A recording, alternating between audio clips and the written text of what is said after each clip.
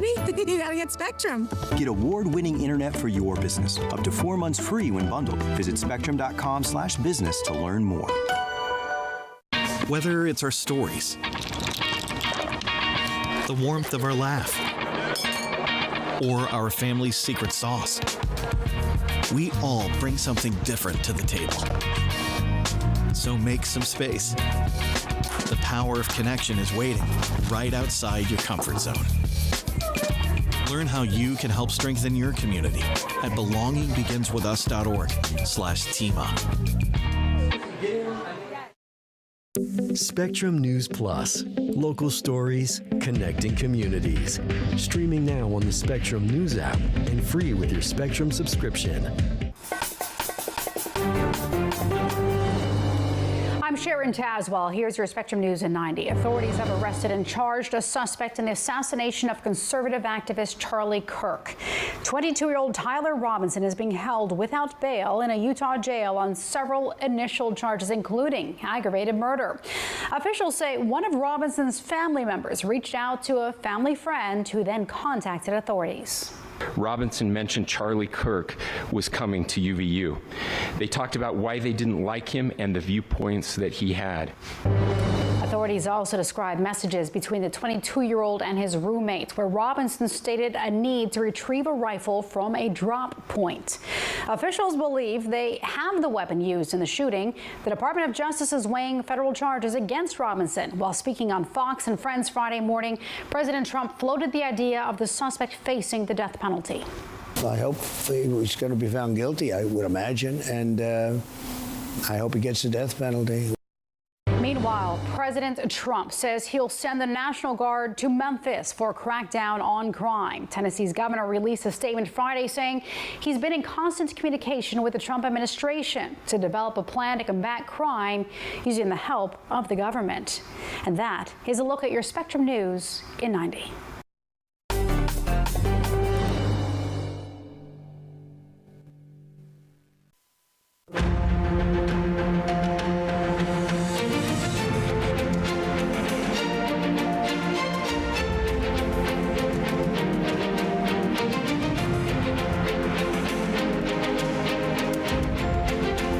Welcome to The Big Deal. I'm Errol Lewis, national political anchor at Spectrum News.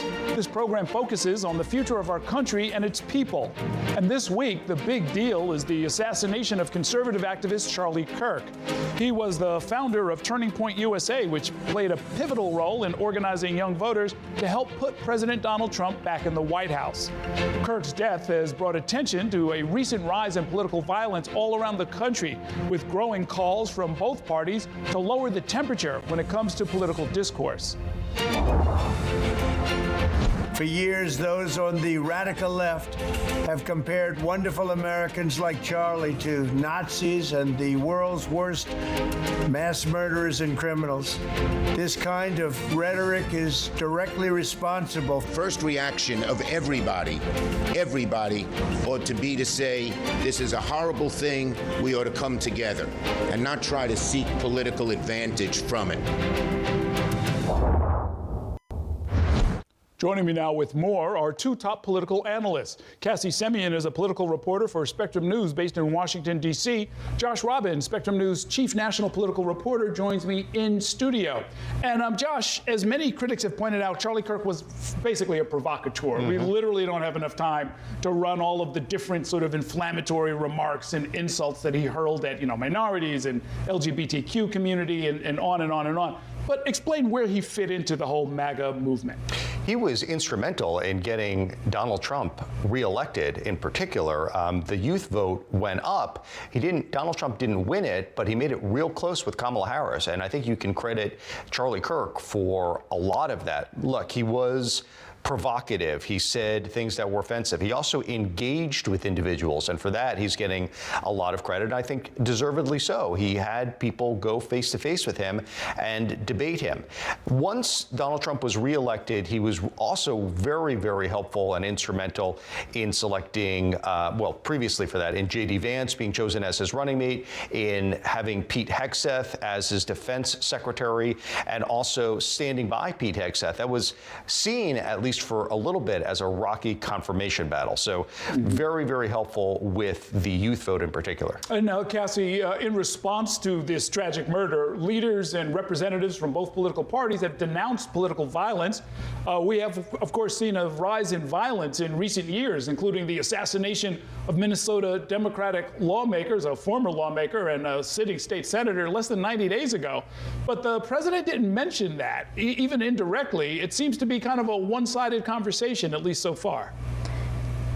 Yeah, and you heard that from the likes of Nancy Mace earlier this week. She said Democrats own what happened to Charlie Kirk. And when the question was posed to her about, well, what about the fact that Republicans have, said comments that were inflammatory towards Democrats, that have incited violence towards them, she said this wasn't about that you should be focusing on Charlie Kirk right now. And so it seems like there is this conflict between Democrats and Republicans where they do agree that the rhetoric has gotten too hot. They need to turn down the temperature. But how to go about that seems to be a real confliction point here on Capitol Hill. A number of lawmakers on both sides of the aisle that we've spoken to over the last several days have actually canceled events that they had scheduled in their home district, whether it was just a town hall meeting or if they were running for a different office. I know Mace, for example, has canceled some events, moved them indoors. She said she plans to carry a gun now when she is back in her home district to keep herself safe. I mean, that is the level of concern and really fear that is happening here on Capitol Hill. And just to put a number on this, Errol,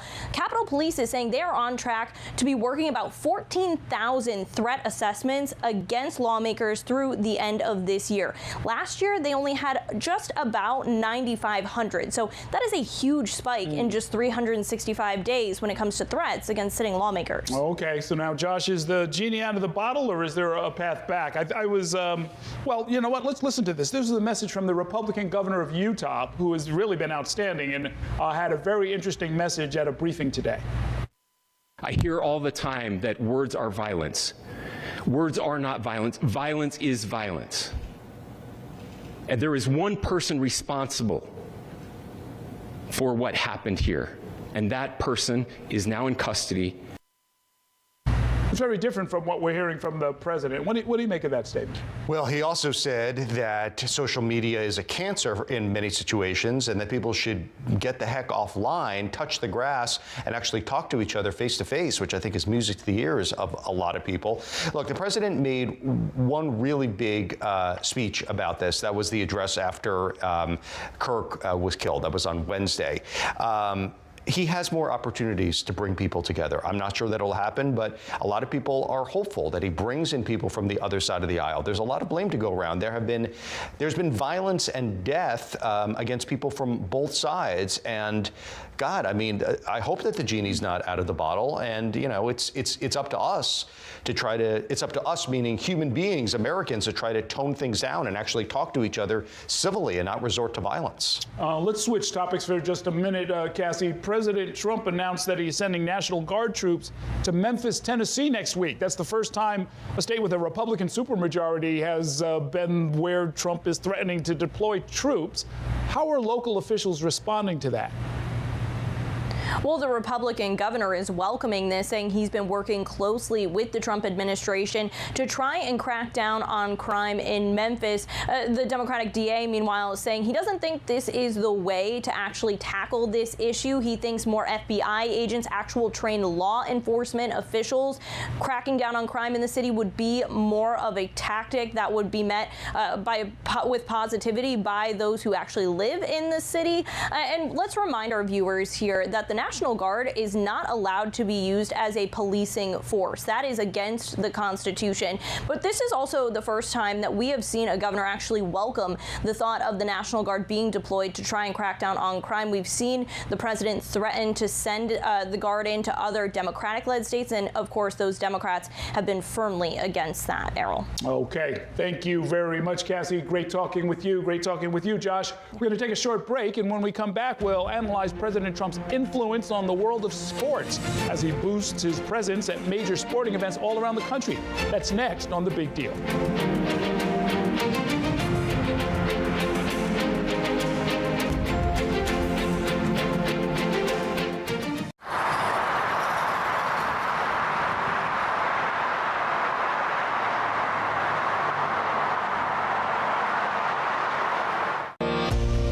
Spectrum Noticias, we recognize that our community is vibrant and diverse. Spectrum Noticias delivers balanced coverage of the stories that matter in our communities and across the country. Our journalists are based in the neighborhoods we cover, ensuring you get in-depth reporting on what's happening in the places we call home. So join us at Spectrum Noticias. We're always on, always there for you. Now available on your TV. Check your local listings. Also available on the Spectrum News app. You want to wiggle the hips a little bit. Keep your left arm straight. Elbow in, head down. Adjust your grip. Visualize the approach.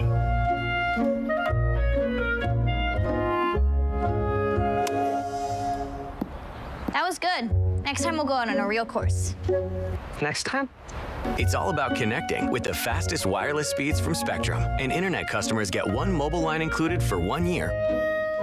Being a cowboy, well, I don't know anything different. I had a very successful career. Life was fast. I was preparing physically. I wasn't doing anything mentally. And then I got hurt. I dug into mental health. I wanted to be better as a person. I start my day with a workout. I live life 8 seconds at a time. Find a place to stop and just breathe. Love your mind. I'm Sandra, this is Jorge, and we were adopted in 2019. I remember when they first came to us, Michael was already a teenager. The whole cliche of they're so lucky to have you guys, and it's the other way around. They have changed our family for the better. They chose to love us. They didn't have to. They chose us. Family. Learn about adopting a teen from foster care. You can't imagine the reward. Visit adoptuskids.org.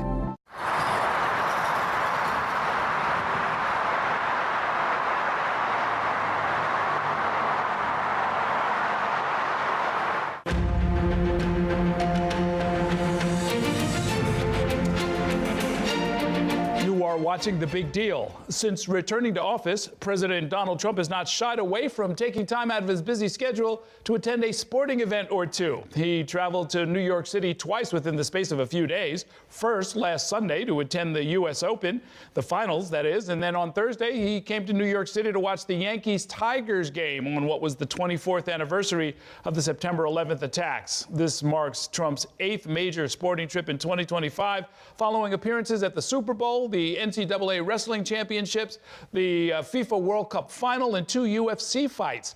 To better understand the president's passion for sports and how that interacts with his political agenda, I am joined by Tom Clute. He's a contributing editor at Vanity Fair. He writes about media, sports, and politics. And Mr. Clute, there's no question that President Trump's interest in sports is actually genuine. I mean, he shows up at these events, and I remember even before he got into politics, he was owner of the New Jersey Generals team in the old U.S. Football League. What is it about this that you would say is motivating President Trump to throw himself so fully into the sports industry in this way? Yeah, I mean, I think you're correct. I think his fandom is genuine, but it's true. He's ventured into the sporting arena more than any other president, perhaps more than any modern politician for that matter. As you mentioned, he became the first sitting president to attend the Super Bowl earlier this year. The following week, he was at the Daytona 500. This past Sunday, he was at the U.S. Open men's final, which I actually attended. And this week, we saw him at a Yankees game for the 9/11 anniversary. And of course, he's become a fixture at UFC events, which have essentially become, more or less an extension of his mega brand. I think for Trump, attending these high-profile events is an obvious way for him to be visible, to grab attention and headlines. In this fragmented media environment, live sports stand as one of the last bastions of television that consistently draw a large audience. But Trump, particularly in his most recent campaign, he also made a concerted effort to target male voters, especially young male voters. And by inserting himself in these marquee sporting events with audiences that do skew male, I think President Trump is able to reach that block, which proved to be so vital to his election last fall. So I'd say it's a mix between probably genuine fandom and certainly some political strategy at play as well. Now, when he showed up at the tennis Open, that wasn't a UFC crowd. I mean, does the president care if he gets booed at actual events as long as he's seen nationally? You're right. I mean, a sport like tennis, the U.S. Open, I think it's perceived as a more lib-coded sporting event than UFC, certainly. And the reaction there reflected that. Initially, it was a bit mixed when they showed him on the video board during the national anthem.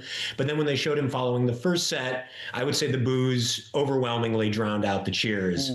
I think that, at this point, being visible and even, displaying a willingness to venture into those Lions dens is probably useful to his brand. I think it's notable that not long after he was at the U.S. Open, we saw him confronted by protesters in a restaurant, and there was a clip of him glaring them down. So I think that does contribute to his brand, and I think his supporters like that just as much as they do when he's showered with adulation at UFC events and college football games. Now, he's not just a neutral observer, right? He publicly advocated for the Washington Commanders, we're talking about the NFL here, the MLB's Cleveland Guardians, to revert back to their old names that had been dropped as racially insensitive to Native Americans. Is he hoping for there to be an actual change, or is this just, injecting politics into his sporting life? I guess I'd say yes to both. I mean, I think so much of Trump's movement is driven by these cultural grievances that stem from an outrage of perceived political correctness and a nostalgia for the way things used to be. And so in calling for the Commanders and Guardians to revert to their previous nicknames, Trump is checking both of those boxes. He's standing up to what he and his supporters have branded woke, and he's appealing to this bygone era that's purportedly been taken from them by these liberal forces. It remains to be seen whether this rises from just one of these culture war skirmishes to something with more teeth. Trump has actually threatened to block the Commanders' new stadium deal unless they change their name back, but it's unclear what, if anything, he'll actually be able to do on that front. Back in January, Congress and former President Joe Biden, they handed control back over to the District of Columbia over the proposed new stadium, and that happened right before President Biden left office. So that may deny Trump the actual authority to stand in the way, but in the meantime, he can certainly fan the flames of these culture war grievances. So now, bring us up to date on what went beyond culture war grievances. I'm thinking back to when Colin Kaepernick, the first NFL player to kneel during the national anthem to protest police brutality. I mean, Trump went after him. He called it disrespectful. He asked for players to be fired, including Kaepernick. What was the legacy of that fight? Yeah, I think that was one of the major culture war battles of Trump's first term. He took on the NFL over the anthem protests, the owners, and then that morphed into a battle with the NBA, including stars like LeBron James and Steph Curry. And many conservatives said they were washing their hands clean of the NFL, that they'd never watch it again. And yet, 8 years on from that, by most measures, the NFL is more popular than ever. It dominates American television like no other programming. So the boycott didn't stick, but I'd say the lasting legacy of that fight is that it probably now serves as a benchmark for how much the culture and public opinion with regard to Trump has shifted since that first term. I know we're going to revisit this because the FIFA World Cup is coming here next summer, and in 2028, the Summer Olympics are going to be held in Los Angeles, so we'll have plenty of time to figure all of that out. Tom Kluth, thanks so much for joining me. We are not done just yet. Coming up next, ICE is trying to hire 10,000 deportation agents all around the country. We're going to take a close look at one of the agency's hiring events in 2 minutes. Stay with us.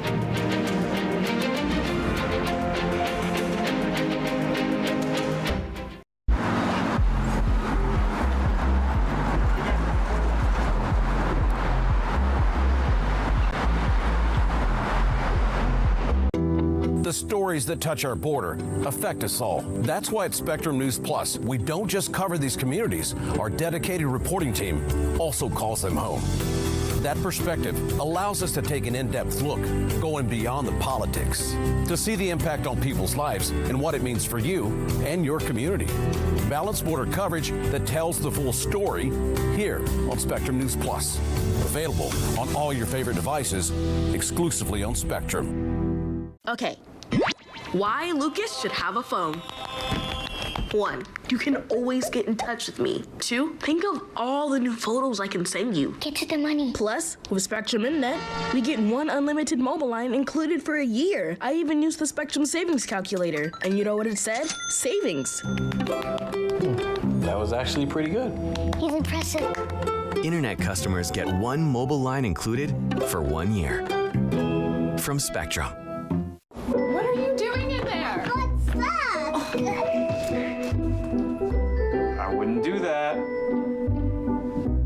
doing? What are you looking for?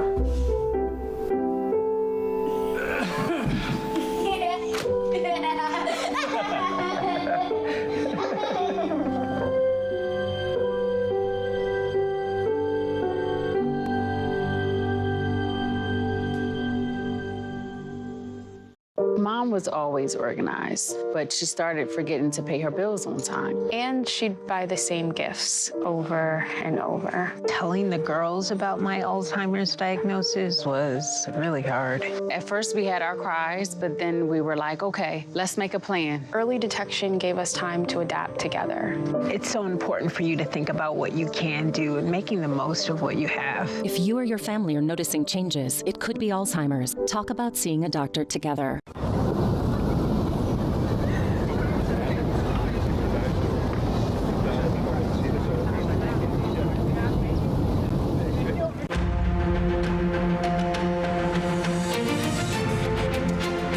Thanks for staying with The Big Deal. The Trump administration's Immigration and Customs Enforcement Agency is on a nationwide tour seeking to hire more officers and ramp up deportations. This week, ICE held a two-day hiring event in Texas where 3,000 people showed up looking for jobs. Spectrum News immigration reporter John Salazar traveled to Dallas to talk with ICE officials and applicants and protesters.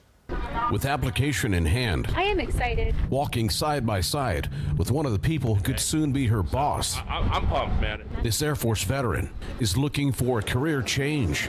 I'm excited to see what all ICE as a department offers. Matthew Elliston, Assistant Director with Immigration and Customs Enforcement, or ICE, and the applicant are heading into a hiring event in Arlington, Texas. The federal government is trying to fill thousands of new ICE jobs. Are you confident with the quality of applicants you're seeing? This young lady right here, right fresh out of the military. Couldn't ask for a better candidate. Not everyone shares their enthusiasm. The event drew pro-immigrant supporters. So the people that they're hiring here, they're giving them bonuses when the nation has been so tight with money. The people united! Counter to the chants, banners, and sometimes belligerence Where's the paperwork? between opposing sides. Inside, it's all business. Most in this room, if hired, will be staffed as deportation officers. Well, as a deportation officer, the amount of things that you do in your day-to-day career is unparalleled in the world of law enforcement. At the direction of President Trump, 10,000 new agents is the plan. Age restrictions for applicants have been loosened, bonuses of up to $50,000, and student loan repayment benefits are part of the package too. Elliston says applicants with law enforcement or military backgrounds will be reviewed first. However, everyone is welcome to apply. We can use people with foreign language skills, people with intelligence backgrounds. We can use people with public relations backgrounds, attorneys. The One Big Beautiful Bill Act dedicates more than $170 billion over the next 4 years for border and interior enforcement. The administration's stated goal is to remove 1 million immigrants every year. According to Homeland Security officials, the enforcement agency logged more than 100,000 applications.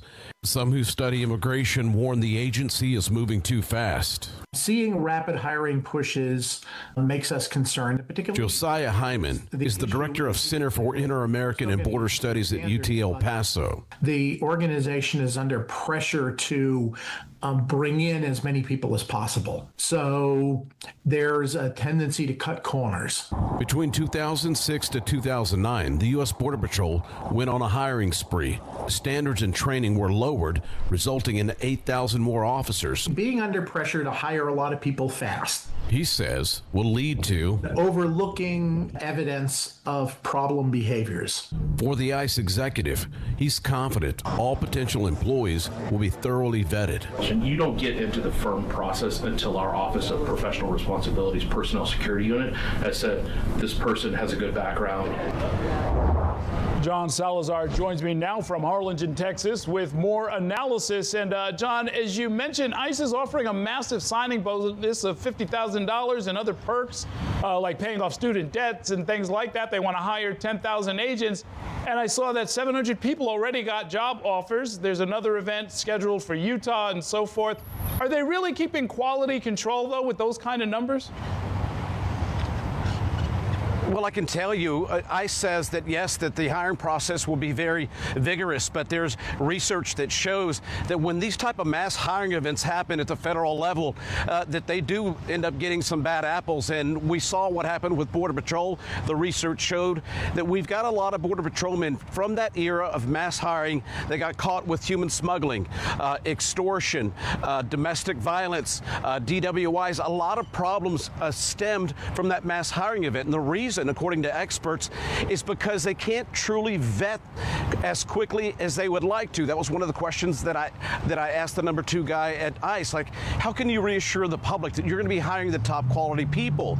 All he could say was, like, we're going to do the best that we can. It will be very rigorous, but with the standards lowered, hiring people as young as 18 and no cap on the age of agents coming in, there are experts who say there could be some problems. Okay, now you spoke to the one young lady, the veteran, in your story, but I noticed that a lot of the people who showed up to the hiring event were Black and Latino men. What did they tell you about why they want to join this agency? Well,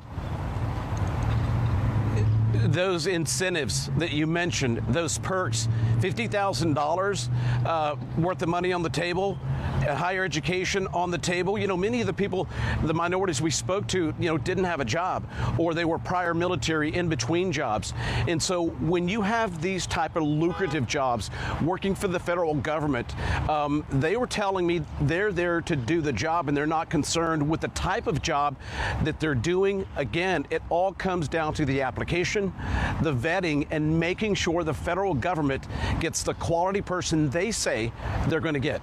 Errol? You are right there on the border. You're a stone's throw from the Gulf and right near the Mexico border. Yeah. Is this an area where there's high unemployment? There's unemployment that's ticking upward, you know, everywhere. But a lot of these people that are going to be hired, Errol, for deportation agents, they'll go to Chicago, they'll go to Dallas, New York, they're in the Big Apple, D.C. They'll go to some of these metropolitan areas that we've seen some of these big raids, per se, of agents going in, knowing there could be some immigrants either on job or people that do have a criminal record, but they're doing this a lot in the big cities. As far as down here on the border, it's Border Patrol that's maintaining the good in the numbers, as we know, as we continue to report, are way down. A lot of people are not coming in. You tie in the tough policies from the Trump administration, and then Mexico south of the border that has tightened up their enforcement to stop that flow. Well, there's very few people coming in here. Okay, great reporting as always. Thank you, John Salazar. And thank you all for joining us. We'll see you next week. Stay tuned to your local Spectrum station.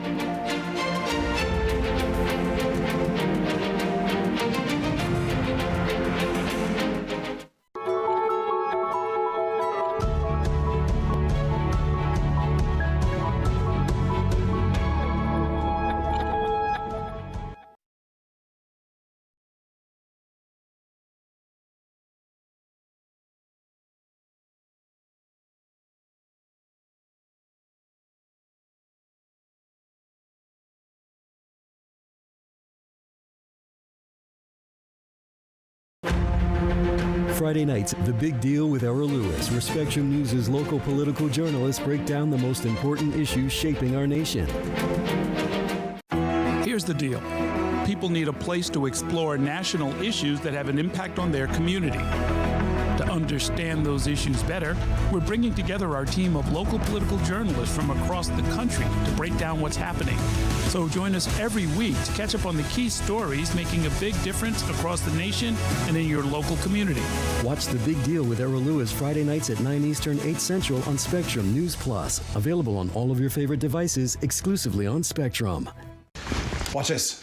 I can make it hotter, I can make it colder. Hotter, colder. From my phone. Smart birdhouse. Yes. Even the birds have Spectrum Wi-Fi. Who likes trees? You do. That's right, yes you do. Very impressive, son. And one more. Nice. Can I change colors? Launch party mode. Yeah. It's all about connecting with the fastest, most reliable internet from Spectrum.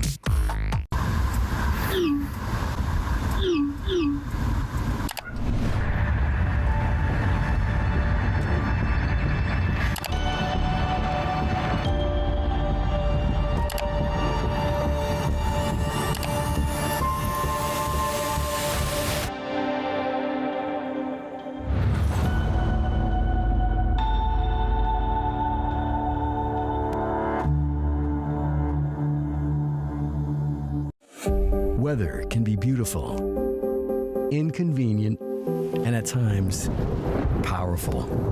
And it affects everything we do.